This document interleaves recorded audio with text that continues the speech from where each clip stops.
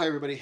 Welcome to the Donnie Williams Show. This is the show where I, Todd Robert Anderson, talk about my career at the behest of a man named Donald Williams. Hey, Donnie, hope you're good. So this time, last time I wanted to show this off. This is a You're the Worst ball cap. I told a story about You're the Worst on the last show. I thought I'd show off some of the swag I got over the years. This is a You're the Worst lunchbox. And just take a look in here. Look at this. It's a You're the Worst flask. And let me tell you something, folks. This is why you act. You act to get lunchboxes, flasks, and hats. All right. So, this shirt is not from You're the Worst. It's a commemorative They Live shirt given to me by my son. They Live being a movie that I saw when I was young, and it was one of the many movies that made me want to go, oh man, I want to make movies like that. Still haven't made a movie like They Live, but, you know, it's not over yet. So, something that every single artist, actor, director, writer, whoever, any artist who's into movies and is hungry at some point will do some low budget work.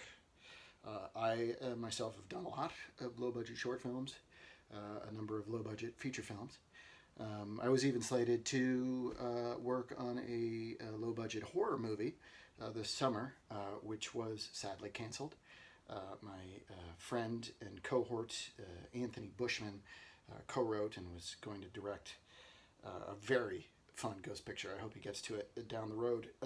But anyway, we all do that, and quite often I'm a supporting actor or character in these projects. But there was one where I got to be the lead, and the whole thing was on my shoulders. And that movie was called Fuzz Track City, and it was just one of the best experiences of my life.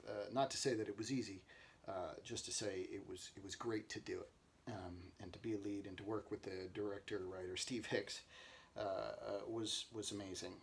It was an amazing script, and there's so much to be said about that, because when you're working on a low budget thing and nobody's getting paid, and the days are long and the days are hot. It can be frustrating. It can be easy for a performer, especially, to shut down and be like, nah, I don't like this anymore. This is not worth it. I'm just going to phone it in. But when the script is strong, everybody just gets into it, and it's a team, and no matter what, we want to get this done, you know? And that's a cool experience. So Fuzz Track City. Here's my story about that. Well, there's so many stories, but I'll tell one today. Let me pick one. So the thing about being on a low budget set is this: when you're in cramped quarters. For example, we spent like a week or so, maybe at a place called the Pink Motel in San Fernando Valley, which is a very questionable place, but it's got a really storied movie career as a location. So many things have shot there. Bruce Willis movies, Tony Hawk videos, all kinds of stuff. In fact, when we shot there was an empty pool and it was bugging me. Like, why does this pool look familiar? And it turns out it had just been on an episode of Dexter that I had seen at the time.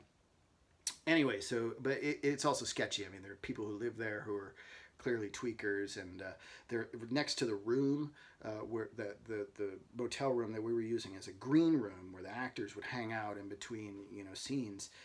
The room next door, we were all pretty sure they were cooking meth. Anyway. So we're all in cramped quarters, and unlike the director and the director of photography, who are constantly working and under the gun, the actors just kind of hang out. It's like camp. When you're not working, you're all like in this room hanging out, yapping, and you can get on each other's nerves, but you can also wind up, as the days go on, you wind up bonding with people and getting personal. And there was this one actor on the thing who he was a really tall guy, a martial artist, British, sweetheart inside, but he liked to rib you. But we started talking. I liked him a lot, and we started talking, and finally got into personal details about where we were from. And I mentioned that I was from Massachusetts, outside of Boston, and he went, "Oh, yeah, I'm from Boston." And I was like, "Wait a sec. I thought you were English." And he's like, "Oh shit." So he had the British accent the entire time until this one moment, and then he forgot that he was method. He's a great guy and a great actor. The guy's name is Josh Wingate. Hire him. He's excellent. I just always like that story. All right, that's it. That's the Donnie Williams Show. We'll see you later. This has been a Blursh production. Blursh.